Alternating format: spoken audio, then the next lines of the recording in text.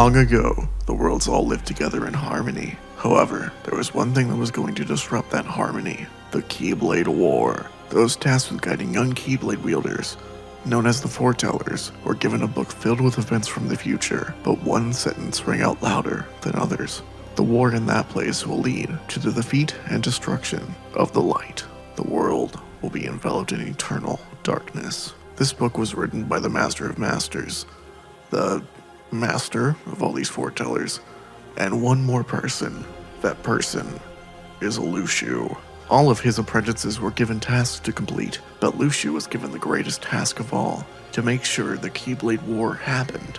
Why he was given this task, we're not quite sure. The story is still ongoing, but the Master of Masters gave Luxu two things to bring with him on his long journey ahead: a Keyblade entitled Gazing Eye, and a mysterious black box. Gazing Eye is a special Keyblade with a unique ability. It allows the Master of Masters to see through that little eye at the top. This is how he wrote the Book of Prophecies, as he can see into the distant future Gazing Eye has seen. Despite this awesome power bestowed upon him, eventually Luxu realized to further the Master of Masters' plan, he would have to give up his Keyblade, as well as his body.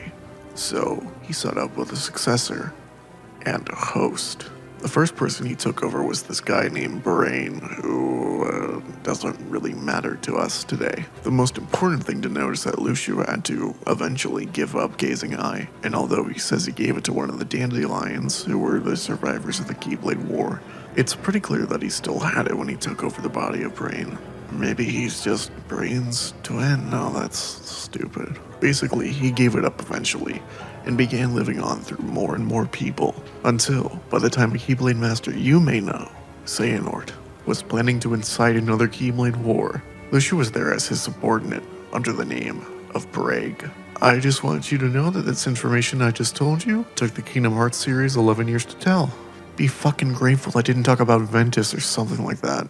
Braig, while working for Xehanort, or the old Coot as he would say, had to rely on another weapon besides Gazing Eye. So, what did he pick? Surely in this universe of wacky cartoon characters, he'd pick out something at least partially family-friendly. So Braig uses fucking guns. Granted, they are magic guns, but still, they're fucking guns.